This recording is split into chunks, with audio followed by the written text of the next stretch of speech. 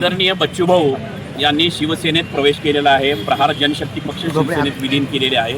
प्रहार संघटना मात्र दिव्यांगाची असेल किंवा कामगार संघटना असेल किंवा सामाजिक संघटना असेल ही मात्र वेगळी ठेवलेली आहे. प्रहार संघटनेच्या माध्यमातून आज बच्चूभाऊंना भविष्यात मंत्रिपद 6 महिन्यानंतर ज्यावेळेस मंत्रिमंडळाचा विस्तार होईल त्यावेळेस मंत्रिपद आणि आता आमदारकी मिळालेली आहे. शिंदे साहेबांनी हिऱ्याची पारख केली आहे.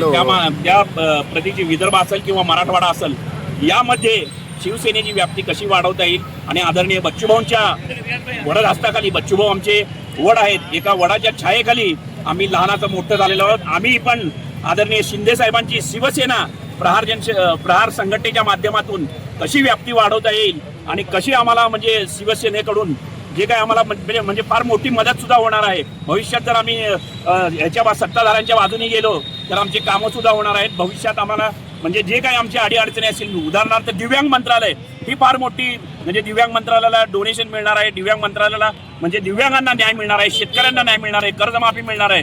त्यासाठी आज बच्चूभाऊंनी आमदारकी बहाल केलेली शिंदे साहेबांनी आणि त्यामार्फत आम्ही पण शिंदे सेनेची व्याप्ती कशी वाढवता येईल या प्रहार जनशक्ती पक्ष असेल किंवा संघटनेच्या माध्यमातून बघू. आम्ही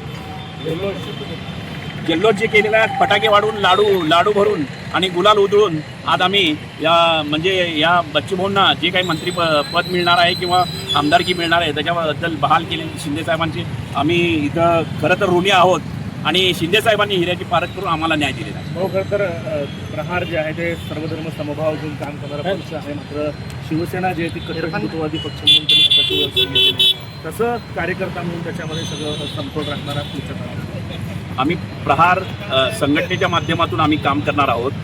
जरी हिंदुत्ववादी संघटना असेल तर त्याला पर्याय असतील काही ना काही जेणेकरून बच्चूभाऊ या सर्व गोष्टींचा विचार करूनच काहीतरी भविष्य हे करूनच गेले असतील ना. त्या माध्यमातून बच्चूभाऊंच्या माध्यमातून प्रहार संघटनेची एक मिटिंग घेऊन भविष्यात आपण काय घडवू शकतो काय करू शकतो ते आपण नंतर ठरवूया. ओके. सोलापूर प्रहार संघटना जल्लोष शेतकरी, शेतमजूर, कामगार, दिव्यांग व दिव्यांग मंत्रालयासाठी वंचित पदक, विधवा, महिला, गरिबी भगिनी, जनसामान्यावर न्याय हक्कासाठी कटिबद्ध असणारा हा प्रहार संघटनेचा एक आनंदाचा आणि खूप महत्त्वाचा जल्लोषाचा कार्यक्रम सोलापूर येथील 7 रस्त्यावर प्रहार संघटनेच्या कार्यकर्त्यांनी हा प्रहार संघटना विलीन शिवसेना शिंदे गटामध्ये विलीन झाल्याने खूप मोठ्या प्रमाणात जल्लोष हा कार्यकर्त्याकडून होताना दिसत आहे. आणि जल्लोष मात्र लाडू वाटप करून तसेच फुल जोमात आणि फटाक्याच्या स्वरूपात खूप मोठा अशा जल्लोष हे 7 रस्त्यावरील जल्लोषकर्त्यांचे नागरिक आणि कार्यकर्ते यांच्या खूप मोठा आनंदाचा बाब आहे. हे आपण फटाक्याचा जल्लोष देखील आपण पाहतात 7 रस्त्यावरील शिवसेना गटामध्ये हा प्रहार संघटनेला दिव्यांग आणि शेतकरी, शेतमजूर, कामगार, दिव्यांग महिला मंत्रालयासाठी वंचित पटक, विधवा महिला भगिनी, जनसामान्यांच्या न्याय हक्कासाठी केव्हाही कधीही धडपड करणारे प्रहार संघटना मात्र सर्वांच्या कामकाजासाठी हा प्रहार संघटना मात्र शिवसेना शिंदे गटामध्ये सामील झाल्याने सोलापूर येथील प्रहार संघटनेकडून खूप मोठ्या प्रमाणात जल्लोष करण्यात आला आहे. सर्व नागरिकांनी आणि कार्यकर्त्यांनी घोषणाबाजी तसेच खूप काही घोषणाबाजी शेतकरी, गोरगरीब आणि महिला दिव्यांगासाठी घोषणा देत सामील झाल्याचा त्यांच्या या घोषणातून समजण्यात येतोय.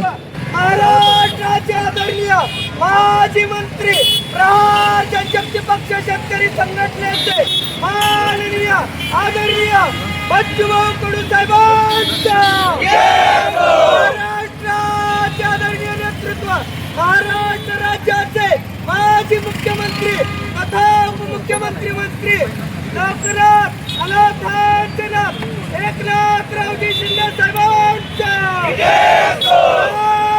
जनशक्ती पक्षाचा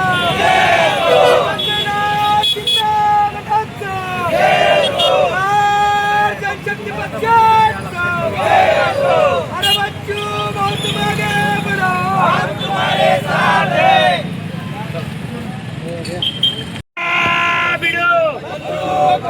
शिंदे साहब आगे बढ़ो, हम तुम्हारे साथ हैं. लाडू वाटून दिले.